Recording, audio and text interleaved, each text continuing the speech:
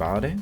Today I've decided to do a comparison video between the Seiko Spirit, also known as the Alien, and the Casio G-Shock GA2100, also known as the G-Hawk. I chose to compare these two because they're both affordable quartz sports watches produced by Japanese companies. Although the Seiko is cased in China and the Casio is cased in Thailand. I bought them both brand new. I paid $250 for the Seiko and $100 for the Casio. I have to admit that they're both amazing watches for their value and they definitely deserve the money. Here is why. Because it's the model from the Alien movie, and I believe they couldn't pick any more futuristic and utilitarian watch that corresponds more to the storyline and the overall atmosphere of the movie.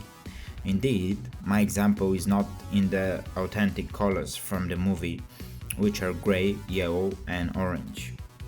You can see it here. Mine is all black and white, which I like even more, because the black and white underline the contrast between the parts, and I find this model himself for a metaphor of contrast. It's unlike any other watch I've seen. It also has a chronograph function, and these unique, out of the bezel buttons command the start and stop functions. There are only two things I dislike in this watch, if I have to be honest. First, the bracelet is uncomfortable and really hard to adjust. Please be prepared, you're gonna need a lot of time to adjust this bracelet. Second, the watch doesn't have lume or extra whitening, so it's hard to check the time in the dark. But I believe Seiko should get rid of these disadvantages when they decide to reissue this model, and then the watch is gonna be absolutely perfect. I even don't mind to pay extra 50 or 70 US dollars for these extras. Well, at the same time, this Casio doesn't have a chronograph, but it has comfortable and easy to adjust bracelet, extra shock resistance and extra whitening.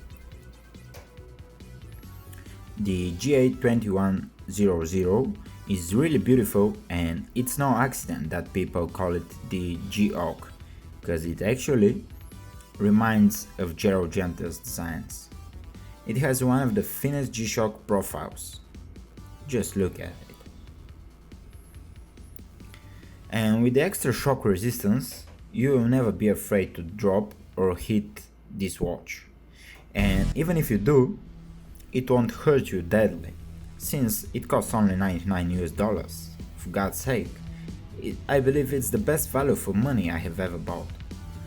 But the sad part is that this model is now completely sold out, so you would hardly be able to get new one. Well, in the end of this comparison, I would say that these are both great watches. I don't believe I could choose only one from them, but if I had to, my pick would depend on the occasion. If I want extravagant and futuristic piece, I'd go for the Seiko. But if I want beautiful watch, wearable in extreme conditions, I'd go for the Casio. Well, that's all I had to say for today, watch lovers. Now I'm leaving you with some wrist checks and extra videos. See you soon.